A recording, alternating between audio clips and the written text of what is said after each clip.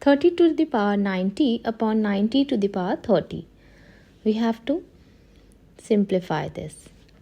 Now 30 to the power 90. This we can write it as 30 to the power 90 is 3 times 30. Then upon 90 to the power 30. Now when a to the power m times n, this we can write it as a to the power n whole to the power m, or a to the power m whole to the power n.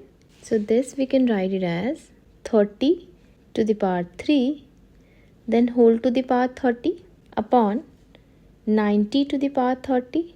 Now again, when a to the power m upon b to the power m, this we can write it as a upon b whole to the power m.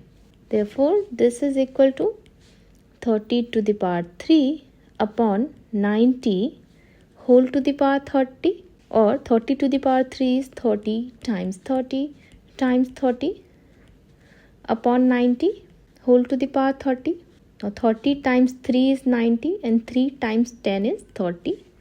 So this is equal to 10 times 30 is 300 to the power 30. How did you solve it? Let me know in the comment section. Thanks for watching.